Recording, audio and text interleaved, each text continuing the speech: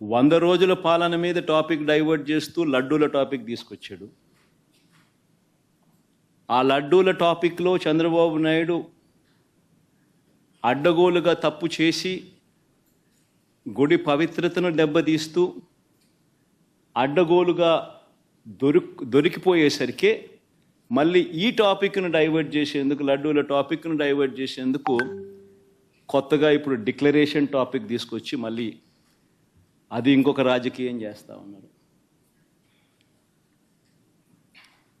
ఒకసారి గమనించినట్టయితే తిరుమల పవిత్రతను,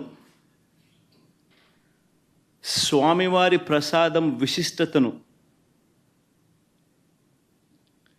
తిరుమల పవిత్రతను, స్వామివారి ప్రసాదము విశిష్టతను, తిరుమల తిరుపతి దేవస్థానం పేరు ప్రఖ్యాతలను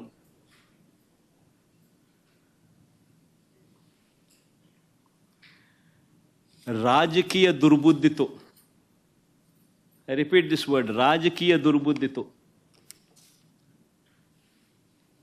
జంతువుల కొవ్వుతో లడ్లు తయారీ అయినట్టుగా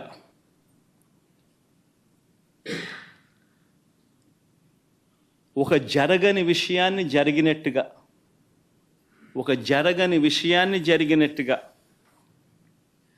ఆ కల్తీ ప్రసాదాన్ని భక్తులు తిన్నట్టుగా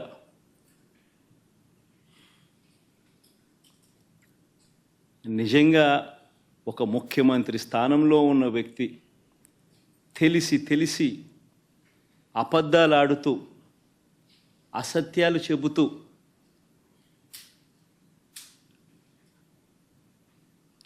స్వామివారి పేరు ప్రఖ్యాతలను, తిరుపతి లడ్డు విశిష్టతను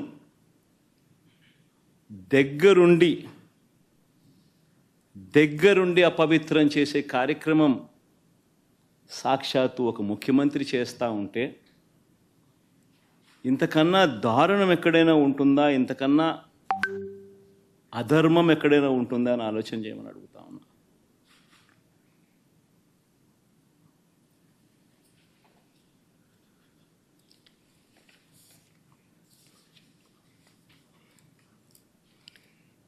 ఒకసారి వీటికి సంబంధించిన విషయాలు మరొక్కసారి పునరుద్ఘాటిస్తా. ఏ రకంగా చంద్రబాబు నాయుడు గారు అనే వ్యక్తి ఏ రకంగా తాను అబద్ధాలు చెబుతూ అబద్ధాలకు ఏ రకంగా తాను రెక్కలు కట్టాడు అన్న విషయాలను మరొక్కసారి మీ అందరికీ కూడా ఆధారాలతో సహా చూపిస్తా. రాష్ట్ర ప్రజలందరికీ కూడా, రాష్ట్ర ప్రజలే కాదు దేశ ప్రజలందరూ కూడా ఈ దారుణాన్ని ఒకసారి చూడమని చెప్పి విజ్ఞప్తి చేస్తా ఉన్నా.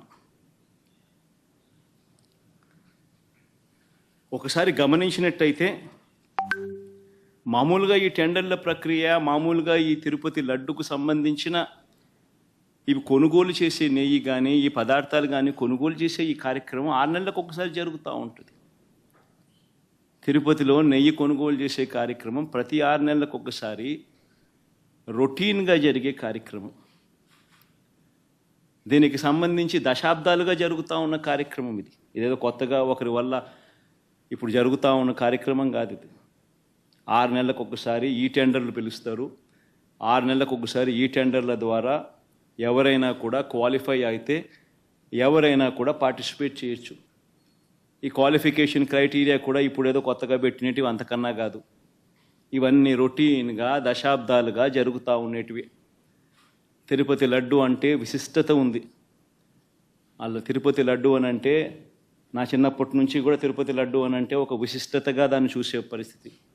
దాంట్లో ఉన్న టేస్టు వేరే లడ్లలో ఉండని టేస్ట్. ఇది మనందరికీ కూడా చిన్నతనం నుంచి మనమంతా కూడా చూస్తూనే ఉన్నాం.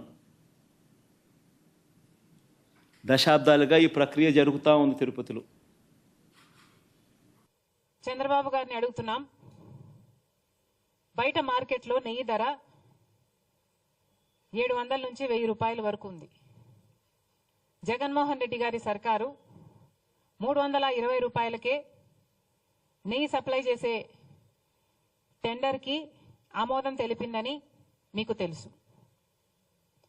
నెయ్యి కల్తీ అయిందని, లడ్డూలకు వాడే నెయ్యిలో beef టాలో, Pig fat, fish oil ఉన్నాయని నేషనల్ డైరీ డెవలప్మెంట్ బోర్డు ఇచ్చిన రిపోర్టు మీకు తెలుసు. మరి ఇన్ని సాక్ష్యాలు, ఇన్ని ఆధారాలు, ఇన్ని రిపోర్ట్లు మీ దగ్గర పెట్టుకొని కూడా ఏ చర్యలు ఎందుకు లేవు? ఒక పక్కేమో కూటమి సర్కారు ప్రక్షాళన దీక్షలు చేస్తున్నారు, ఇంకో పక్కేమో ఇప్పుడు జగన్మోహన్ రెడ్డి గారు ఆయన ప్రాయశ్చిత దీక్షలట, ఈయన ప్రక్షాళన పూజలట. అసలు మోడీ గారిని అడుగుతున్నాం, మోడీ గారు మీరు గత నవంబర్లో అనుకుంటా వారు మొన్నెప్పుడో తిరుపతికి రావడం జరిగింది.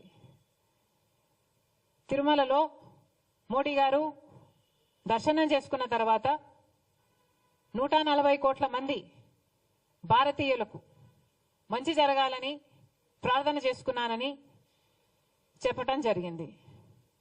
అయ్యా మోడీ గారు, మరి అదే తిరుమలలో 140 కోట్ల మంది సెంటిమెంట్లు దెబ్బతినే విధంగా ఒక కాంట్రవర్సీ బయటకు వస్తే మరి మోడీ గారు ఏం చేస్తున్నారు? నేషనల్ డైరీ డెవలప్మెంట్ బోర్డు కేంద్ర సంస్థ.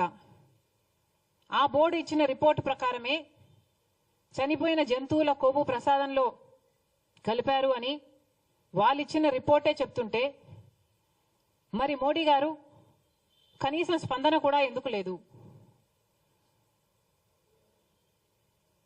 మీరు చెప్పినట్టే 140 కోట్ల మంది భారతీయులకు సంబంధించిన అంశం.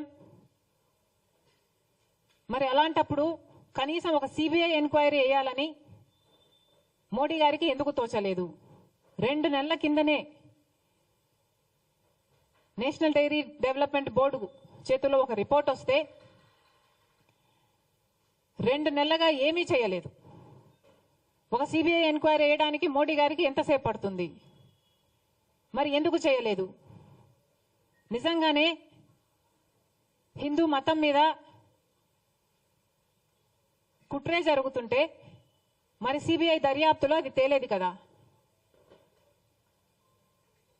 మరి సిబిఐ దర్యాప్తులో హిందూ మతం మీద కుట్ర జరిగితే అది దేశద్రోహం కదా? మరి అలాంటప్పుడు ఇంత సీరియస్ ఇష్యూ ఉన్నప్పుడు మోడీ గారు సిబిఐ ఎంక్వైరీ ఎందుకు వేయటం లేదు? చంద్రబాబు గారు కూడా సమాధానం చెప్పాలి. 2 నెలలుగా మీకు తెలుసు, 2 నెలలుగా ఆ రిపోర్టు మీ చేతిలో పెట్టుకొని ఏం చేస్తున్నారు? చంద్రబాబు గారు సమాధానం చెప్పాలి. 2 నెలల కిందే మీకు తెలిస్తే మరి ప్రజలకు ఎందుకు చెప్పలేదు? ఎందుకు సిట్టు అప్పుడే ఎందుకు వేయలేదు? ఇప్పుడు చంద్రబాబు గారు సిట్టు వేస్తున్నారు. ఈ సిట్టేదో 2 నెలలు ముందే వేస్తుండొచ్చు కదా? ఇంత రచ్చ జరిగాక ఇప్పుడు సిట్టు వేశారు చంద్రబాబు గారు. అప్పుడే సిట్టు వేసునుంటే ఇంత రచ్చ జరిగాక ఇప్పుడు సిబిఐ ఎంక్వైరీ వేస్తుండొచ్చు కదా? మరి ఏం సమాధానం చెప్తారో చంద్రబాబు గారు చెప్పాలి.